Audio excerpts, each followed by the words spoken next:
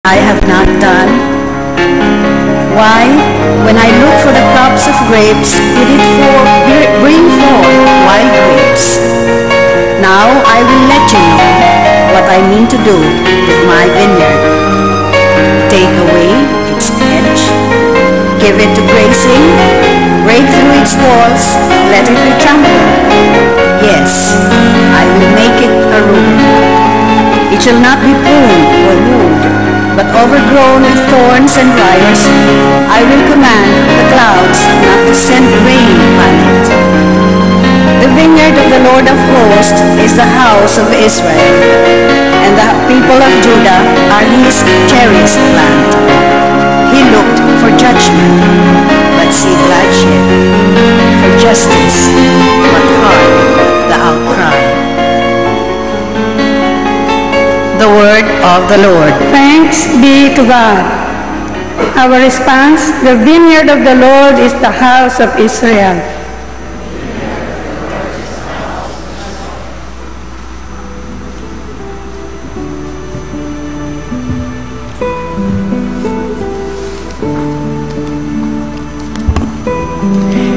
A vine from Egypt you transplanted. You drove away the nations and planted it. It put forth its foliage to the sea, its shoots as far as the river. The vineyard of the Lord is the house of Israel. Why have you broken down its walls, so that every passerby plucks its fruit? The boar from the forest lays its waste, and the beasts of the field feed upon it. The vineyard of the Lord is the house of Israel. Once again, O Lord of hosts, look down from heaven and see. Take care of this vine and protect what is your right hand has planted, the Son of Man whom you yourself made strong. The vineyard of the Lord is the house of Israel. Then we will no more withdraw from you. Give us new life, and we will call upon your name. O Lord God of hosts, restore us. If your face shine upon us, then we shall be saved. The vineyard of the Lord is the house of Israel. Our second reading. Paul writes that Christians should direct their thoughts what is true, good, and worthy of praise. In so doing, they will experience the peace of God and trials and anxieties of life.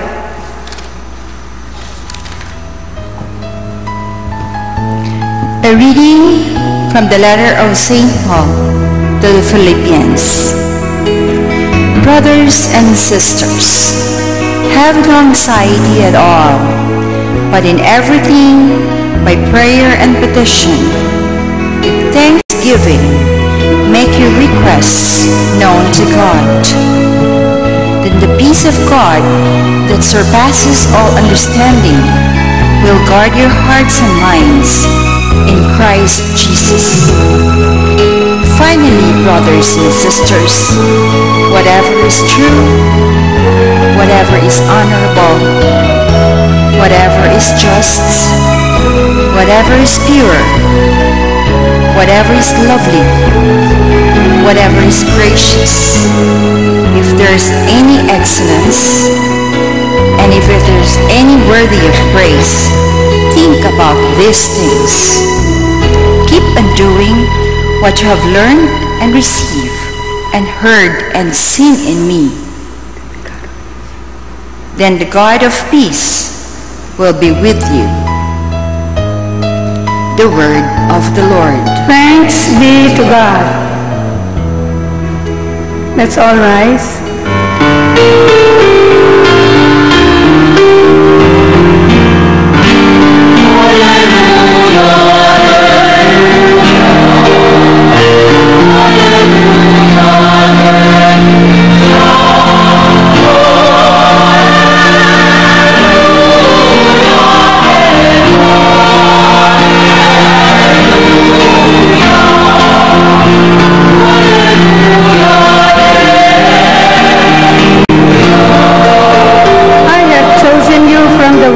Says the Lord, to go and bear fruit that will remain.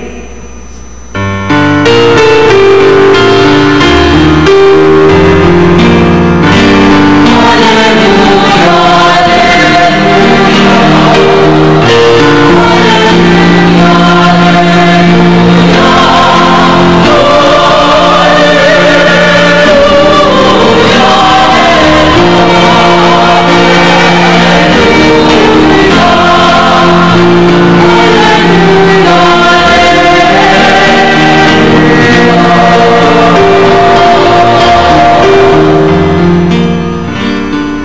The Lord be with you. And with your spirit. A reading from the Holy Gospel according to Matthew. Glory to you, O Lord.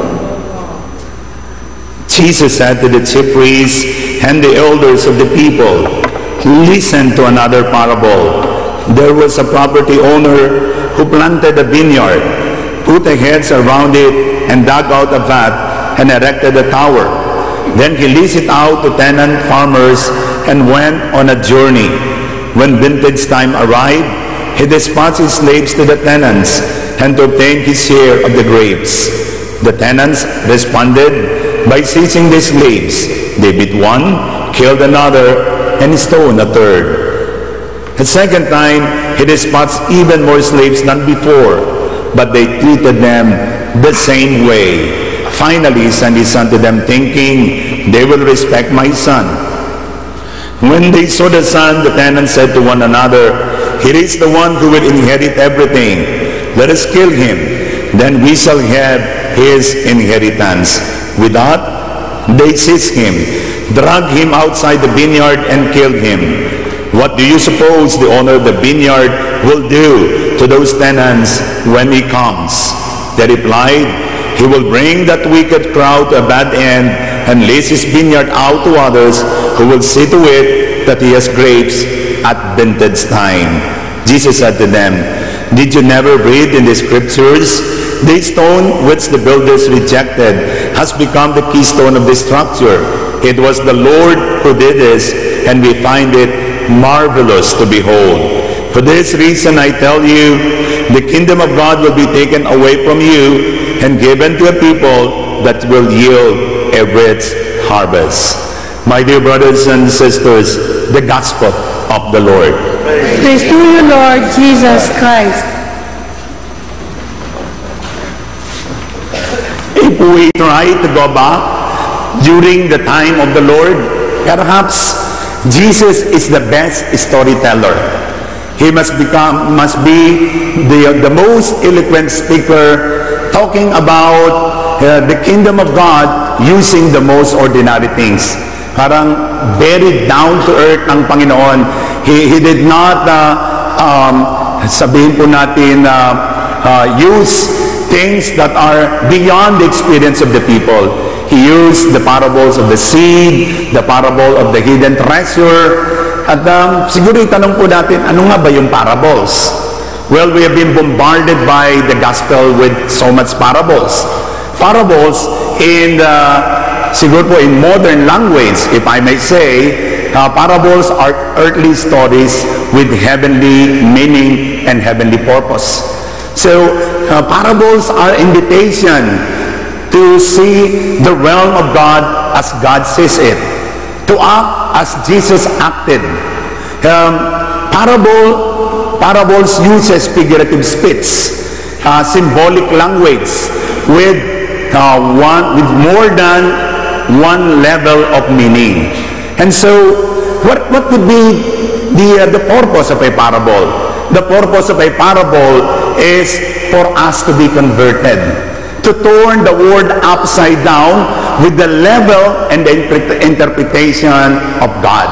So ngayon pong araw na ito, we will be reflecting on the parable of the wicked tenants. Pero pansinin po natin, in the first reading, in the responsorial song, in the Holy Gospel, ang pinag-uusapan po ay vineyard of the Lord. Ano ho ba sa Tagalog ang vineyard of the Lord? O vineyard na lang, ubasan. Pero mahirap po sa ating medyo maintindihan yung ubasan dahil wala nang pong ubasan siguro masyado dito sa Pilipinas. Meron ba tumutubog titakleng sa lokban? Ayuti. Ayon, ayutihan. Pero siguro po kung ang Panginoon ay nabuhay dito sa Pilipinas, baka ang ginamit po kung taga Laguna, lansones. Kung ang taga Quezon, buko. Kung saan pa? Kung sa Sariaya, kalamyas. O kaya bayabas. Pero ang ginamit ng Panginoon ay ubas. And what is the symbol of the vineyard? Vineyard would mean it symbolizes prosperity. Kita ninyo mga handaan, kung meron kang ubas, sosyal ka. Sosyal ka dahil may ubas. it symbolizes prosperity, and it symbolizes the future rewards for the faithful. It symbolizes the messianic banquet. Kaya sabi po ni Propeta Micah, well, how do you define happiness? Happiness is sitting when a man is sitting under his own vine. Kapag meron siyang ubas na sarili, yun ang tunay na kaligayahan. Well, tingnan po natin yung ating pagbasa ngayon. Well, it talks about, first and foremost, the first reading talks about the Israelites as the vineyard of the Lord. At ipinakita po doon ni Isaiah, this special care, this special time na ginawa ng Panginoon. At makita po natin na inalagaan ang ubasan. Siguro po attempt to plant a vineyard here in the Philippines will not be successful. Not just because of climate, but because it demands a lot of care. A continual care. Kaya nga makikita po natin doon na ito po ay paglalarawan lamang ng dakilang pag-ibig ng Diyos. Amen? And so, in our Holy Gospel, napakalaga pong tingnan natin yung ano po ang mensaheng nakapalaman. Well, it talks about God, number one. It talks about us. It talks about our obligation. And it talks about us as a nation. But let me begin with a story. Meron pong isang mag-asawa na nag-ampon mula po dun sa reformatory school ng isang batang lalaki. Itinuring na anak, pinag-aral sa best school, binigyan ng magandang buhay. Pero ano po ang nangyari? Hindi talaga ako sanay sa lapel Sira po kasi yung microphone ko. Gusto ko yung nakaganon talaga. Kasi po, itong lapel, medyo nag-a-adjust ako. Kailangan tumungo pa ako. Well, ito po yung mababanggit po natin. Best school, itinuring na kanyang anak. Pero anong nangyari? Isang araw natagpuan na patay yung nanay. Pinatay nung anak-anakan. Pinatay din yung kanyang kinakapatid. Nakalabos yung bata pong ito. Nagmakaawa doon sa tatay-tatayan. Kung kayo po kaya yun, tay, natatawarin nyo. Sabi, magpatuka ka na lang sa ahas. Pero ano po ang nangyari? Suddenly, the father dropped all his charges and even loved the son even more. Sabi nyo, sira ang ulo ng tatay na iyon. Such a demonstration of crazy kind of love. Baliw yung taong yon. But it is a reality. Tingnan po natin yung banal na ebanghelyo. Parang ganito rin. Isang landowner na pinagkatiwala sa kanyang mga kasama ang lahat-lahat. At nang dumating na ang anihan, para kolektahin ang kanyang ani, ano ang nangyari? Ipinatay yung sugo. Binugbog, binato, pinatay. Marami nang isinugo, 3 bats, 4 na bats, ganun pa rin ang ginawa. Kaya sabi nung may-ari, ipapadala ko ang aking anak. Kung kayo po kaya yun, Atty. Akyatan, ipapadala mo pa yung anak nyo, kaisa-isa? Abay, hindi. Sinong magpapadala sa mga rebeldeng yon ng kanyang sariling anak na ang alam natin, papatayin?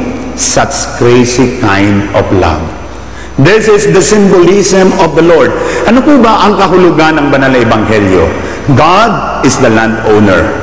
Tenants are the religious leaders in charge with the welfare of the nation. The slaves and the servants are the prophets, the patriarchs, and the king. Sino naman po yung anak? Namely, Jesus Christ. Sino naman po yung vineyard? Tayo pong lahat. So, in the very first reading, the Lord was expecting for the yield, for the fruits. But what he find was sour grapes of idolatry, bloodshed, and violence. Ang kanyang tinanggap ay maasim na bunga. Kaya magandang itanong natin sa ating sarili, may bunga na ba ang pagiging Kristiyano mo? Sabi mo sa katabi mo, may bunga na ba ang pagiging Kristiyano mo? Bunga ba o bungang araw? Mga kaibigan, this is the message of the Holy Gospel. Number one, we can just see the face of God. Ang larawan ng Diyos. Ano ang mukha ng Diyos? Isang Diyos na mapagbigay. A very provident God. A Father who loves us with everything. Kaya nga, lahat ng ito galing sa Diyos. Amen? All is grace. Lahat ng nasa atin galing sa Diyos. Amen? Kaya nga po, yun ang una natin makikita, mapagbigay na Diyos, nagbigay ng ubasan. Ginawakan, nilinis, nilagyan pa ng bakod, nilagyan pa ng watchtower, binigyan pa ng pataba, nilinis, ginahukan, lahat ay ginawa. Pero ano ang ginawa ng mga tao? Ang isinukli, kabuktutan. Ang isinukli, kasalanan. Kaya naman, tampong bukid, kung salitang Lukban, tampong bukid ang Panginoon. And so grating ang Panginoon, sapagat He was expecting for the best fruits. What He received is a sour grape of all of sin and corruption. So, God's providence, number one. Pangalawa, yung pagtitiwala ng Diyos, puro piyan, pagtitiwala ng Diyos. Pinagtiwalaan tayo ng Diyos. Amen? Pinagtiwalaan tayo ng Panginoon ng the best time, talents, and treasure. So, sana po yung mga ibinigay sa atin ay magamit natin sa paglilingkod sa Panginoon at sa ating kapwa. Amen? Pero, the most striking there is the word, the patience of God. Ang pagpapasensya ng Diyos. Dirin po ninyo ang larawan ng isang landowner, pinatay na yung 3 sugo. Abay, papadala mo pa ba yung sarili mong anak? Pero yun ang ginawa dahil ang sabi ng landowner, they will respect my son. It's the same treatment of God for you and me. It's the same way that God is treating all of us. He remains the same, forbearing, merciful, unconditionally loving all of us. Tanda po niyo si Moses? Si Moses po, lumapit sa Panginoon, Yahweh, can you make another tablets of 10 commandments? Sabi ng Panginoon, remember, it was not I who destroyed it. It was you who destroyed it. But I will write again for the 2nd time. I will write again for the 3rd time. I will write again for the 1,000,000th times because I love you. You are precious in my eyes. Ganun po katindi. The message is a God of 1,000,000 chance. Some years ago, naging bisita po namin nila Tito Gali, ayan, nung siya pa ang aking foreman noon, bisita po namin si Mrs. C. Si Mrs. Felicidad C. Abay, sa kanya pong pag-iikot namin doon sa construction, habang ginagawa pa yung simbahan, nakakita po siya ng mga pako. Mga pako kung bukbukin na, mga pako kung kilo-kilo na, at sabi niya, simut-simut yan, sayang-sayang. Sayang yan, puk-puk-puk-puk lang karpintero at okay pa yan. Sabi ko, yayaman nga ito. At talagang yung may-ari ng Sumart, nakakita ng mga bukbuking mga pako at sabi niya, puk-pukin pa yan. At sumunod naman po kami, napangiti na lang kami ni Tito Gali. Talaga namang itong Mrs. C ay talagang madiskarte. Pinukpok nga ako ng pinukpok ng karpintero. Aba, parang brand yung muli. At ito po ang larawan ng Diyos. Mabuti po ang Diyos ay hindi katulad ni Father Joey at ni Tito Gali. Kung katulad po ni Father Joey, Tito Gali, tinapo na lang yan. Pero ang Diyos po katulad ni Mrs. C. Nag-aarimunan na maaari pang gamitin. This is how the Lord is treating all of us. Tayo po yung mga bukbuking mga pako. Tayo po yung mga lumang-lumang pako na kailangan pukpukin at pukpukin ng Panginoon para maging brand new. This is the picture of a God of 1,000,000 chance. Amen? Alin po bang pinakamahirap po naming sakramento ay yung magpakumpisal? Lalo tigit yung mga nagpukumpisal na linggo. Alam mo na yung kasalanan. Nakakasawa na. Kapag minsan anong kasalanan mo? Yung pong uling dati.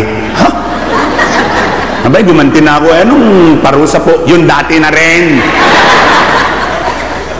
Nakakasawa po, pero ang maganda pong balita, hindi nagsasawa ang Diyos sa ating lahat at patuloy siya magbibigay ng libo-libo, milyong-milyong pagkakataon. This is the picture of God.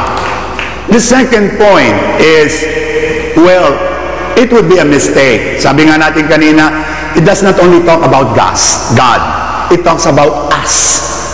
It would be a mistake to believe that the message of the gospel is only for the leaders of Israel.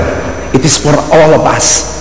Yes, Israel is the vineyard of the Lord, but we are the vineyard of the Lord.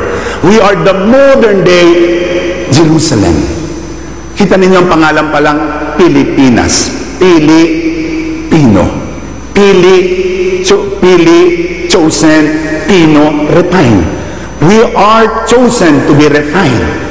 Kaya huwag kayong magtataka, lahat na lang ng kamalasan dumating sa Pilipinas. Bagyo, baha, lindol, kudeta, graft and corruption, konting ulan lang po, baha. Nung Miyerkules po, baha. Nagsimula po sa Katipunan. Nung natalo pong Ateneo, bumaha ng luha sa Katipunan. Ay pagkatapos po naman, maya-maya, bumaha naman po sa Top Avenue. Natalo naman ang Lasal. Yun. Kaya pala, baha po ang buong Metro Manila. Kasi nagsimula po yung luha ng Atenista at Lasalista doon po sa Araneta Coliseum. Pero sabi nila, they will bounce back. Amen? Dear brothers and sisters, kaya nga po sa ating pong pagtingin, tayo pala yung inaalagaan ng Diyos. Tayo pala the chosen people. And being the chosen people, we are being purified. We are being pruned. Katulad po ng ubas, very delicate yung ubas. An extensive, constant care, total care must be given. Ang ubas, inaalagaan, binabantayan, ginagabayan, ginagahukan, nililinisan, pinapataba. Talagang makikita po natin yung that kind of care. Ito po ang ginagawa ng Diyos sa atin. Ganyan tayo kamahal ng Diyos. Iniingatan tayo, ginagabayan tayo, inaalagaan tayo, pinatataba tayo, nililinis tayo, pinupungusan tayo para sa ganon magbunga ng sagana. Well, to be pruned means to be pruned from the things that we do not need, so that the best branches will remain, so that the best in us will come out, the best produce will come out, the best fruits will come out, and the best will come out from our grapes. Kaya nga po, napakahalaga na maisip po natin na kung tayo po ay binibigyan ng maraming mga pagsubok, ay para po sa ganon, dalisayin tayo para tayo'y magbunga ng sagana. Amen? The third lesson that we can derive from the Holy Gospel, we are entrusted. Tayo'y pinagtiwalaan ng Diyos. Pinagtiwalaan tayo ng Diyos ng napakaraming regalo. Ayan, siguro po yung iba sa inyo magaling kumanta. Yung iba sa inyo magaling ang leadership. Siguro sa inyo magaling ang sabihin natin when it comes to finances. But the Lord, the most wonderful gift that the Lord has given is the gift of freedom. Hindi po naging pulis ang Panginoon. Ito lang gawin mo, tututuwa. Ito lang gawin mo, ha? Sumimba ka tuwing linggo, ha? Kailangan linggo-linggo sisimba ka. Hindi yung ginanyan tayo ng Diyos. We were not reduced to a robotized way of existence. We are free to respond to the invitation of the Lord. Amen? Kaya naman, kung tayo magbibigay, sana po galing, sabi nga natin, sa best. The best time. Kailangan prime time. Ang Channel 2, may prime time yan. Sana rin po, prime time. Huwag kang lalapit sa Panginoon kung ikaw may sakit na, sige po, magbabago na po, magbabago na po. Nung hilakod na yung paa mo, saka ka lang babalik. Now is the time. This is the best time. The best resources. The best resources, huwag kang magbibigay ng latak. Noong unang panahon, ang ibinibigay na tupa, kailangan hindi yung galising tupa, hindi yung payat na tupa, hindi anak ng tupa, kung hindi talagang tupang mataba, malinis, kalugod-lugod sa mata ng Diyos. Kaya nga, eto po, sa mga mag-asawa, sabi, ano itong ating anak? Matalino yan, pag-engineerin natin. Itong isa, ay, gusto mag-doktor. Itong medyo bakla at mahina ang ulo. Pagpariin na lang natin. Ano akala niyo sa amin? Jokeling? Pero yun po ang mababanggit natin. You have to offer something that is best. The best time, the best resources, and the best focus. And if we give the best to the Lord, ang lahat po'y ipagkakaloob sa atin, siksik, liglig, umaapaw na pagpapala. Amen? Well, the fourth and the last lesson that we can derive from the Holy Gospel is, paano ho ba maging productive? Paano ho ba tayo magtagumpay sa buhay? Well, to become productive as vineyard of the Lord, number one is to be connected with Jesus. The source of life, the source of healing, the source of goodness. Kaya nga po, isang araw, ako ho ay naglobat ang battery. Alam mo, ang bilis maglobat ngayon ng mga cellphone, ano?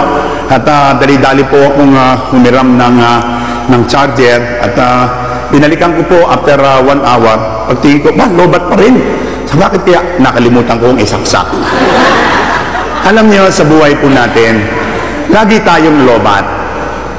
We don't have enough strength and battery because we are not connected with the main source of life, namely Jesus Christ. Let's all get connected with Jesus through prayer. Second, we need to be nourished by the Word of God and the Holy Eucharist. The Word of God is like a map, a guide in our own pilgrimage of life. Pag naliligaw ka ng landas, kapag ikay nalilito, kapag wala kang direksyon ng buhay, open the pages of the Bible and you will see the direction that God is giving you. Isang tao no, nang malungkot at gusto na magpakamatay. Sabi niya, bago ako magpakamatay, magba-Bible cut muna ako. Nang Bible cut siya, at ang sabi doon sa Bible, at si Judas ay nagbigti. At sabi niya, wag naman pong yan, Panginoon. Pero muli niyang binuksan at sabi niya, Lord, this time wala nang biruan. At nang buksan niya, ang anumang gagawin mo, gawin mo na agad. Mga kaibigan, hindi po yon. The Word of God is the good news. The Word of God will give you direction. The Word of God will give you enlightenment and inspiration to do God's will. Amen? And nourish your life with the Holy Eucharist.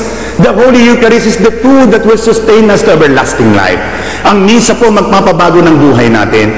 Ako po ay medyo sabihin nga natin sa Pilipinas, itong ubasan ng Panginoon. Pero sabi natin, the Pearl of the Orient, the only Catholic nation in Asia na masasabi natin. Pero, yun nga sinabi, it's more fun in the Philippines. Tingnan ninyo, kidnapan, holdapan, karnapan. Pero sana po, let's make our country, Philippines, the most beautiful place to live with. Paradise. If we can only nourish our life with the Word of God, nourish our life with the Holy Eucharist, the Holy Eucharist will change our life. Ako po yung naniniwalang may pag-asa ang Pilipinas. Amen? May pag-asa po ang Pilipinas. Tingnan ninyo, in First Friday Masses, 2,000 First Friday Masses in Manila alone, in the offices. Saan kayo nakakita ng First Friday 2,000 sa buong mundo? Dito lang yan sa Pilipinas. Amen? At dahil po doon, yung mga misang yan, pagdating ng araw, babaguhin yan ang anyo ng Pilipinas. Amen? Saan kayo nakakita ng mall na merong misa? Ha? Punong-puno ng mga tao. Well, I'd like to thank Sumart Bacoor for 17 years. I celebrated Mass with you. I thank also SM North EDSA. Kinuha na po ng diocese. Huwag na po kayo magtampas sa diocese. It belongs to them and meron pong pangangailangan ang local church doon. Well, I can wait for further announcement. I can have this Mass na inaayos pa ho namin sa Santa Lucia. We're just waiting for the permission. Santa Lucia and the Landmark. Kasi when God closes a door, He opens a window. Dalawa agad ang kapalit. Landmark at saka Santa Lucia. So, we'll just wait for the pardon announcement. Well, saan kayo nakakita po ng opisina, mayroong Belen, may parol, may Christmas season. Sa Amerika, tinatanggal lahat. Yung Belen, hindi mo pwedeng ilagay sa government office. Tinatanggal ang 10 Commandments. Tinatanggal yung mga prayers. Tinatanggal yung mga nakalagay na in God we trust. Tatanggalin nila, papalitan na in gold we trust. Lahat tinatanggal. Dito sa Pilipinas, number 1 ang Panginoong Diyos. Kaya nga naniniwala ako, may pag-asa ang Pilipinas if only we nourish ourselves with the Word of God. And lastly, to become productive as vineyard of the Lord is, well, yung vision po ni St. John Bosco. Ang simbahan daw po ay parang katulad ng isang bangka na sinasabukay ng maraming mga alon. Pero merong 2 angkor na makahawakan. The first anchor is the Eucharist, and the second anchor is the Blessed Mother. The Blessed Mother is the way to Jesus. The Holy Eucharist will change our life. Kapatid, may bunga na ba ang iyong pagiging Kristiyano? In the name of the Father, and of the Son, and of the Holy Spirit. Amen. We now stand up as we profess our faith. I believe in God, the Father Almighty, maker of heaven and earth, and all things visible and invisible. I believe in one Lord Jesus Christ, the only begotten Son of God, born of the Father before all ages, God from God, light from light, true God from true God, begotten not made, consubstantial with the Father. Through him all things were made. For us men and for our salvation, he came down from heaven, and by the Holy Spirit was incarnated of the Virgin Mary and became man. For our sake, he was crucified under Pontius Pilate. He suffered death and was buried and rose again on the 3rd day in accordance with the Scriptures. He ascended into heaven and is seated at the right hand of the Father. He will come again in glory to judge the living and the dead, and his kingdom will have no end. I believe in the Holy Spirit, the Lord and the giver of life, who proceeds from the Father and the Son, who with the Father and the Son is adored and glorified, who has spoken through the prophets. I believe in one holy Catholic and Apostolic Church. I confess one baptism for the forgiveness of sins, and I look forward to the resurrection of the dead and the life of the world to come. Amen. We are the Lord's cherished plant, nurtured by him to produce good fruits. Let us pray that we may lead fruitful lives so that people may see our good acts and glorify our Heavenly Father. Full of trust, we pray, Lord, guide us into the way of peace. Lord, guide us into the way of peace. That Christians everywhere may always remember their dignity as the Lord's cherished plant, his special possession, and strive to render him fruits of goodness and justice, we pray. Lord, give us the way of peace. That church leaders and ministers may remain faithful to the Lord and to the community by living holy and exemplary lives and leading the flock by word and example, we pray. Lord, guide us into the way of peace. That those who continue to offend the Lord and their brothers and sisters by their acts of corruption, injustice, and violence may be led to the path of repentance and reform, we pray. Lord, guide us into the way of peace. That the Lord may protect the poor and the weak, restore the sick and comfort the suffering, and welcome into his kingdom the faithful departed, we pray. Lord, guide us into the way of peace. For all missionaries who have left home, country, and family to proclaim the gospel to all nations, may the Lord protect them from all dangers, strengthen them in their loneliness, give joy to their communities, and fulfillment in their apostolate. May the Lord reward them in this life and in the life to come for their sacrifices and generosity for the kingdom, we pray. Lord, guide us into the way of peace. That we who are gathered here may not seek what the world proposes, but pursue whatever is true, honorable, just, pure, and excellent, we pray. Lord, guide us into the way of peace. In the silence of our hearts, let us offer to the Lord our particular intentions for this Mass, especially for the healing of Brother Manuel Recto, who is in the hospital right now. We pray for the special intention of Antonio and Carmen Retrato and family, for the special intention of BFF Arthur and Cynthia, for the special intention of Belen and Tom Batilo and family, we pray to the Lord. Lord, guide us into the way of peace. Fill us with your Spirit, Lord, so that we may overcome our weaknesses and offer you lives of faithfulness and service. In the name of Jesus, our Lord. Amen.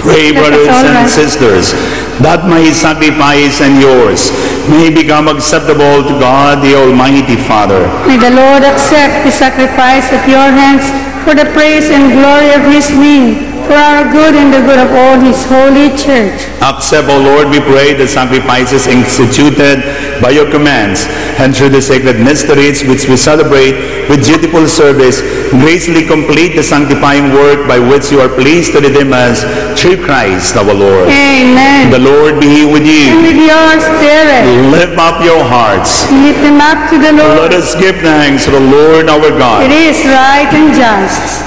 It is really right and just, our duty and our salvation, always and everywhere to give you thanks, Lord, Holy Father, Almighty and eternal God. For when your children were scattered afar by sin, through the blood of your Son and the power of the Spirit, you gathered them again to yourself, that the people formed as one by the unity of the Trinity, made the body of Christ in the temple of the Holy Spirit, might to the praise of your manifold wisdom be manifest as the church. And so in comply with the choirs of angels, we praise you, and with joy we proclaim. Holy, holy, holy Lord God of hosts, heaven and earth are full of your glory. Hosanna in the highest. Blessed is he who comes in the name of the Lord. Hosanna in the highest. You are indeed holy, O Lord, the fount of all holiness. Let your Spirit come upon these gifts to make them holy, so that they may become for us the body and blood of our Lord Jesus Christ. At that time he was betrayed and entered willingly into his passion. He took bread and giving thanks broke it and gave it to his disciples, saying, "Take this, all of you, and eat of it, for this is my body, which will be given up for you." Praise you, Jesus. Praise you, Jesus. Praise you, Jesus. Praise you, Jesus. Praise you, Jesus. Praise you, Jesus. My Lord, my God. In a similar way, when supper was ended, he took the chalice, and once more giving thanks, he gave it to his disciples, saying, "Take this, all of you, and drink from it. For this is the chalice of my blood, the blood of the new and everlasting covenant, which will be poured out for you and for many for the forgiveness of sins. Do this in memory of me." Praise you, Jesus. Praise you, Jesus. Praise you, Jesus. Praise you, Jesus. Praise you, Jesus. Praise you, Jesus. My Lord, my God. The mystery of faith. When we eat this bread and drink this cup, we proclaim your death, O Lord, until you come again. Therefore, as we celebrate the memorial of his death and resurrection, we offer you, Lord, the bread of life and the chalice of salvation, giving thanks that you have held us worthy to be in your presence and minister to you. Humbly we pray that partaking of the body and blood of Christ, we may be gathered into one by the Holy Spirit. Remember, Lord, your church spread throughout the world. Bring her to the fullness of charity, together with Francis our Pope, Ernesto our Bishop, Luis Antonio our Cardinal, all the bishops and all the clergy. Remember also brothers and sisters who have fallen asleep in the hope of the resurrection, and all who have died in your mercy.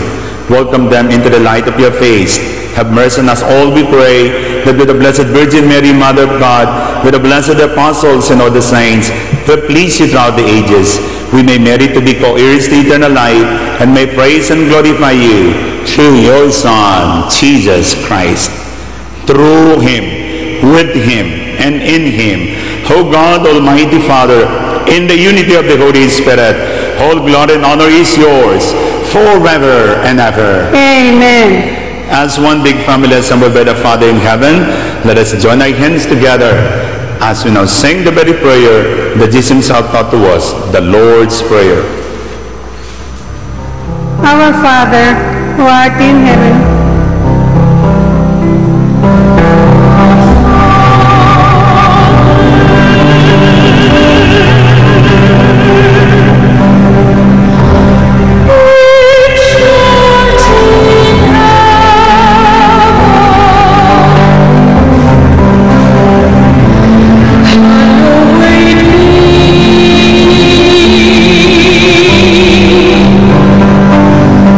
Thy name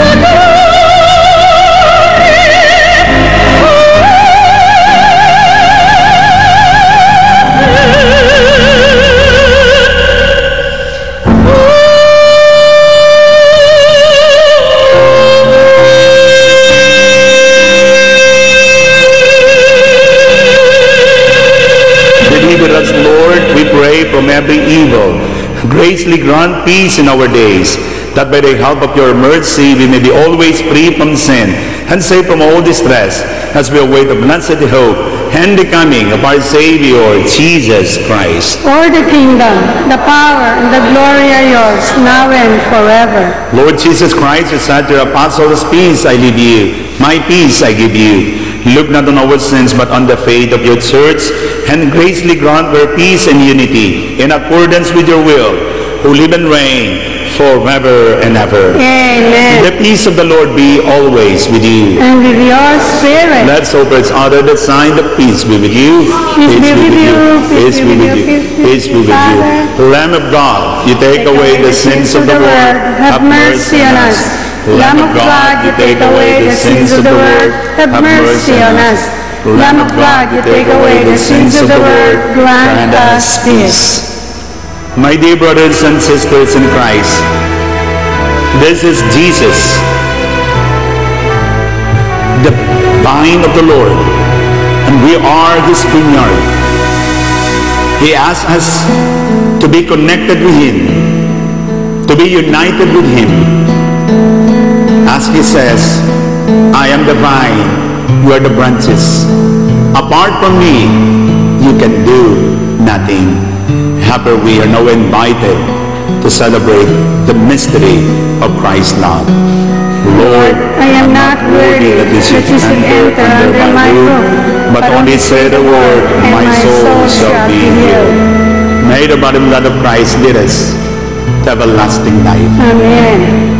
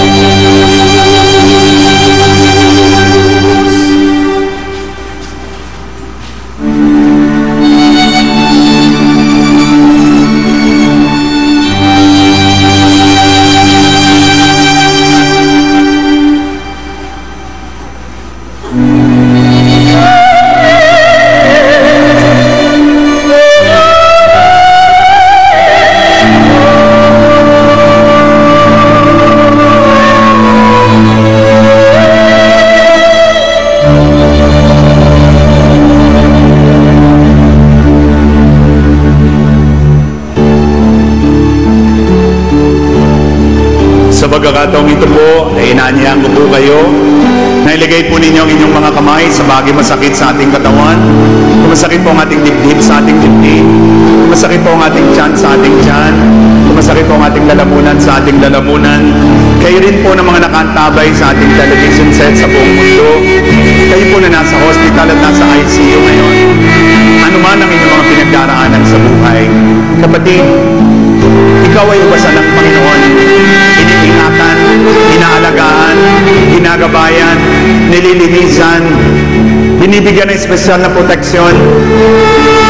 Sa mga oras na ito, damhin mo ang kanyang pag-ibig, damhin mo ang kanyang paghipo, damhin mo ang kanyang pag-aalaga, pagmamahal sa iyo.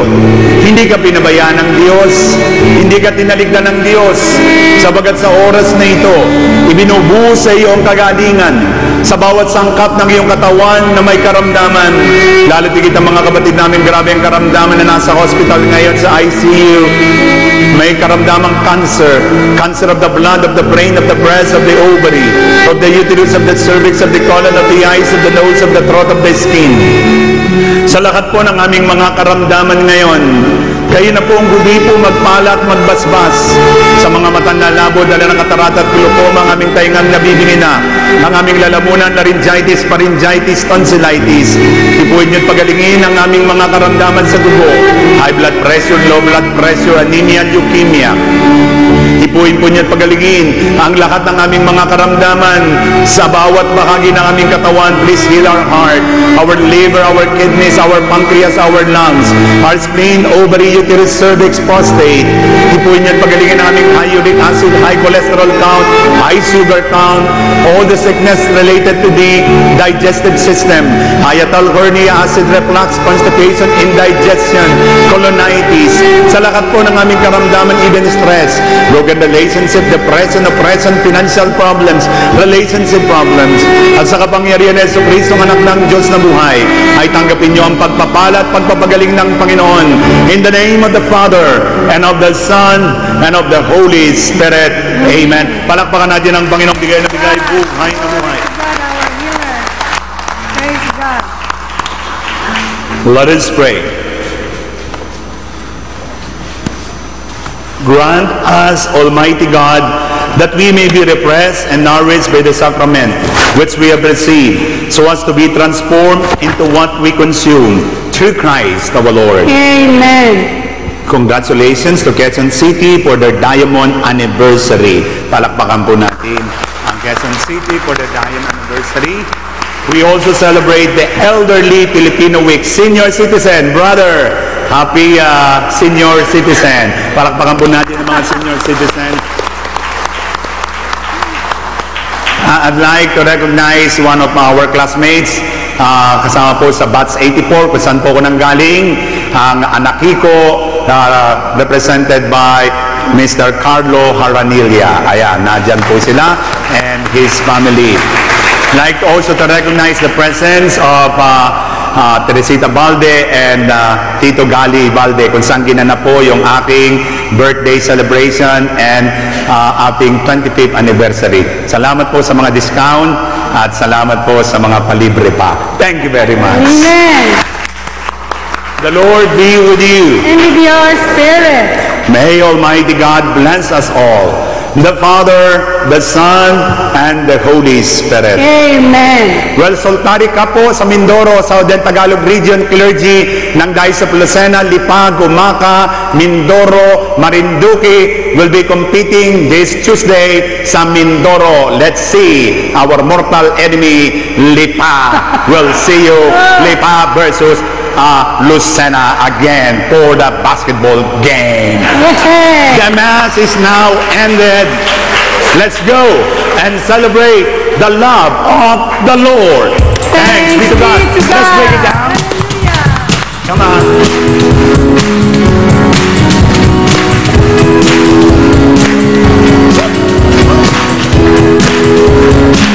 We thank also Miss Spain Flores. Thank you, Miss Spain Flores. Kagandahan ng Diyos, magpuri ka.